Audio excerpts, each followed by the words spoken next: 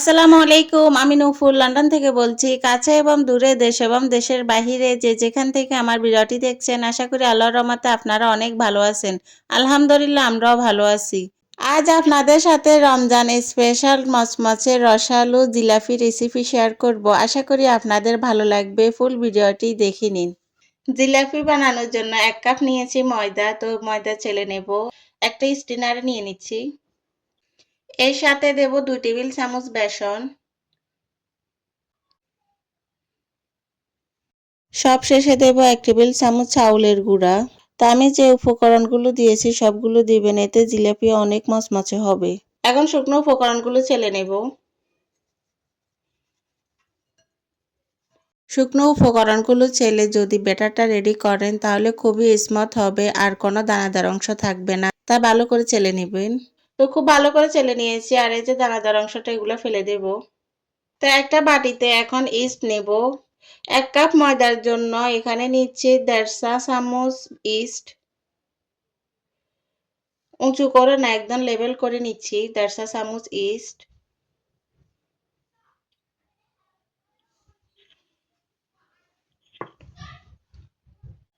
তো ইস্ট ভিজানোর জন্য এখানে হালকা কুসুম গরম পানি নিয়েছি। তো এখন 1/2 কাপ দিয়ে দেব পানি। 1.5 চা চামচ ইস্টের সাথে দিয়ে দিচ্ছি 1.5 চা চামচ চিনি। চিনি দিয়ে মিক্স করে চিনিটা গলিয়ে নেব। ইস্ট চিনির সাথে ভালো করে মিক্স করে নিয়েছি। তো যে ময়দাটা ছেলে নিয়েছি এখন ময়দা দিয়ে দেব। ইস্ট দিয়েছি, এখন খুব ভালো করে মিক্স করব। জিলাপির ডোটা হাত দিয়ে করলে খুবই ভালো হয়। 1/2 কাপ দিয়ে ইস্ট ভিজিয়েছি আর 1/2 কাপ নিয়েছি হালকা কুসুম গরম পানি। তো একসাথে দেব না, অল্প অল্প করে দেব।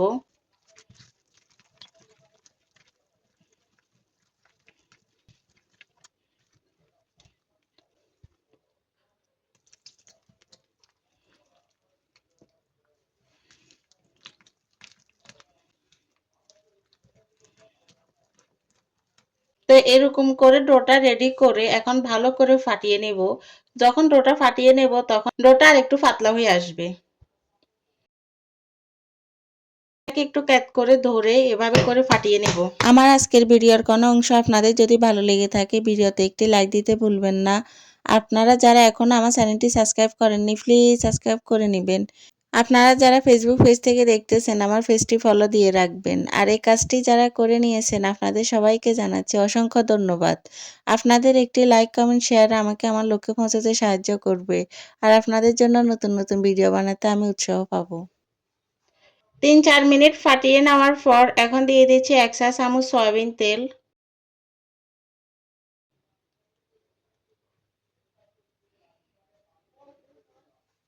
তেলটা দিয়ে আবার খুব ভালো করে ফেটিয়ে নেব।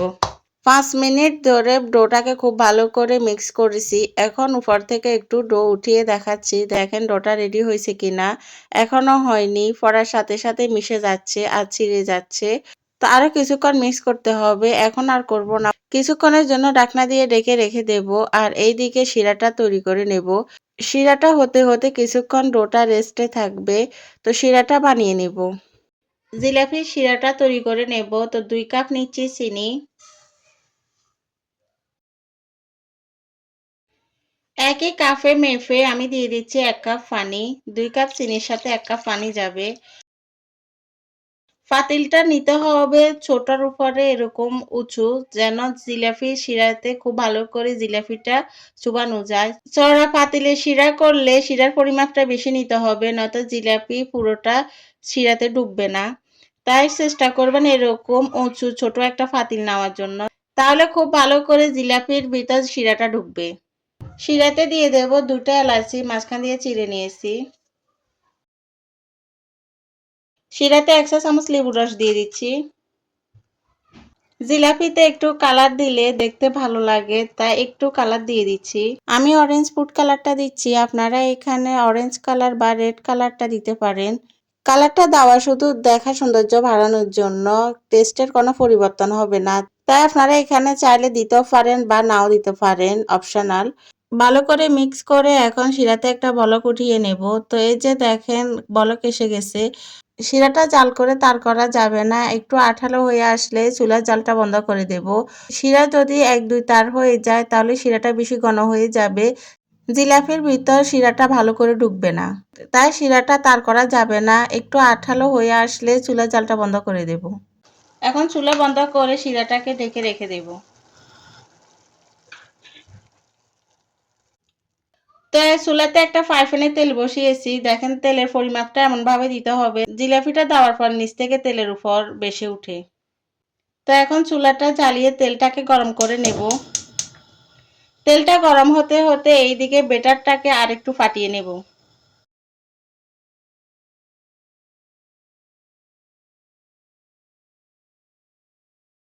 বেটারটা যতটা পারফেক্ট ভাবে তৈরি করে নেবেন জিলাপিটা ততই ভালো হবে।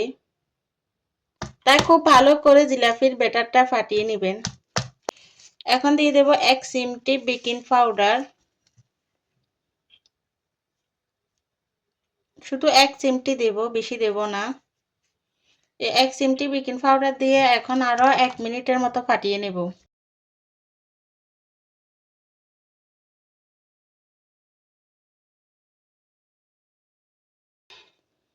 প্রথমে ৫ মিনিট ফাটিয়ে রেস্টে রেখেছি, এখন আরো ৩ মিনিট ফাটিয়ে নিয়েছি। তো মোট ৭-৮ মিনিটের মতো সময় লাগবে। যে যত দ্রুত ফাটিয়ে নেবেন তার সময় ততটাই কম লাগবে। তো এখন দেখাচ্ছি ব্যাটারের ঘনত্বটা কিরকম হবে। দেখেন দাওয়ার এই যে লাস্টে যে চিড়ে চিড়ে পড়তেছে, তো এরকম করে ব্যাটারটা রেডি করে নেবেন।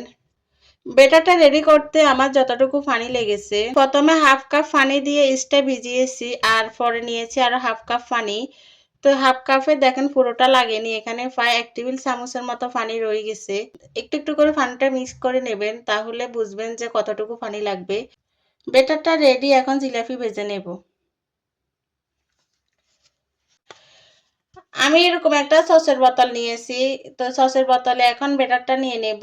আপনাদের হাতের কাছে যদি এরকম সসের বোতল না থাকে তাহলে পাইপিং ব্যাগে নিয়েও জিলাপিটা বানিয়ে নিতে পারেন।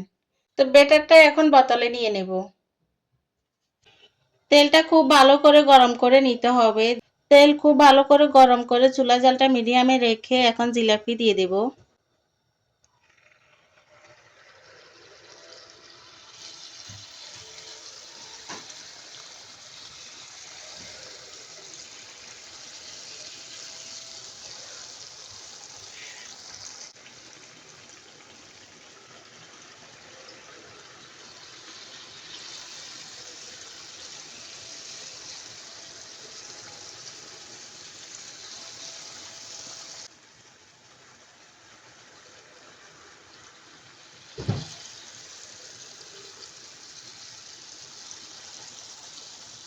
তো সবগুলো দিয়ে এখন চুলার জালটা মিডিয়াম থেকে লোতে করে দেব। তো কিছুটা সময় নিয়ে জিলাপিগুলো ভেজে নেব। যখনই এক পাশে কালার চলে আসবে জিলাপি উল্টিয়ে দেব। জিলাপির ফাঁস অনেকভাবে দেওয়া যায়, তো আমি যেভাবে দিয়েছি আপনারা এইভাবেও দিতে পারেন বা আপনারা যেভাবে পারেন ওভাবে দিয়ে নেবেন। জিলাপির ফাঁস যেরকমই হোক না কেন, জিলাপিটা যদি মচমচে আর রসালো হয় তাহলে তো খেতে ভালো লাগবে। তো এই যে খুব ভালো করে উল্টিয়ে পাল্টিয়ে ২ পাশটা ১ থেকে ২ মিনিটের মতো সময় লেগেছে ভেজে নিয়েছি। আমি যে বোতল দিয়ে জিলাপিগুলো বানিয়েছি মুখটা ছোট ছিল, তাই দেখেন চিকন চিকন জিলাপি হয়েছে। আপনাদের যদি সচের বোতল বা পাইপেনের বোতলে যদি মুখ বড় করে কাটেন তাহলে জিলাপিগুলো মোটা মোটা হবে। তো আমার কাছে চিকন জিলাপি খেতে ভালো লাগে, আর এভাবে একটু সময় নিয়ে যদি জিলাপিগুলো ভেজে নেন ২ থেকে ৩ দিন পর্যন্ত জিলাপি একদম মচমচে থাকবে। তাই একটু সময় নিয়ে যদি ভাজেন তাহলে জিলাপিগুলো অনেক মচমচে হবে। ১-২ মিনিটের মতো জিলাপিগুলো উল্টিয়ে পাল্টিয়ে ভেজে নিয়েছি। তো এখন তেল থেকে উঠিয়ে নেব। জিলাপি শিরাতে দেওয়ার আগে শিরাটা চেক করে নেবেন যে ঠান্ডা হয়ে গেছে কিনা। শিরা যদি ঠান্ডা হয়ে যায় জিলাপি দিলে জিলাপিতে শিরাটা ঢুকবে না। তাই শিরাটা যদি ঠান্ডা হয়ে যায় আবার গরম করে নেবেন, গরম করে জিলাপিটা দিবেন। জিলাপি শিরায় দিয়ে উল্টিয়ে পাল্টিয়ে নিচ্ছি যেন সবগুলো জিলাপির ভিতরে শিরাটা ঢুকে। উল্টিয়ে পাল্টিয়ে শিরাতে রেখে দিয়ে এইদিকে আরো কিছুটা জিলাপি ভেজে নেব। ফ্রাই প্যানে জিলাপি দিয়ে এইদিকে শিরা থেকে সবগুলো জিলাপি উঠিয়ে নিব। সবগুলো জিলাপি শিরা থেকে উঠিয়ে নিয়েছি। একটা জিলাপি আপনাদেরকে দেখাচ্ছি, দেখেন কতটা সুন্দরভাবে ভাজা হয়েছে এবং কি রস ঢুকেছে। আমি চেষ্টা করেছি আপনাদেরকে পারফেক্ট জিলাপি রেসিপিটা দেওয়ার জন্য, আশা করি আপনাদের ভালো লাগবে। তো এই যে জিলাপি বানিয়ে নিয়েছি, দেখেন আমি যেরকম ফ্যাস পেরেছি ওরকমই দিয়েছি। ফ্যাস যেরকমই হোক, জিলাপি মচমচে আর মজা হলে হবে। তো এই যে আমি এরকম করে সবগুলো জিলাপি বানিয়ে নিয়েছি। এইভাবে করে জিলাপি বানিয়ে দেখবেন, খুবই মচমচে থাকবে। জিলাপি যদি নরম হয়ে যায় খেতে ভালো লাগে না। ফুল ভিডিওটি দেখে আপনারা বাসায় ট্রাই করবেন আর আপনাদের জিলাপি কিরকম হলো আমাকে কমেন্টে জানাতে ভুলবেন না। তো খুব সহজভাবে বানিয়ে দেখিয়েছি। তা এখন একটা জিলাপি আপনাদেরকে ভেঙে দেখাচ্ছি কতটা মচমচে হয়েছে। সাউন্ডটা শুনে বুঝতে পারছেন যে কতটা মচমচে আর পারফেক্ট হয়েছে। আশা করি আমার আজকের রেসিপি আপনাদের ভালো লেগেছে। ভালো লেগে থাকলে আমার চ্যানেলের সাথেই থাকবেন। নতুন আরেকটা ভিডিও নিয়ে আপনাদের মাঝে হাজির হব। আজ এ পর্যন্ত। আল্লাহ হাফেজ। আসসালামু আলাইকুম।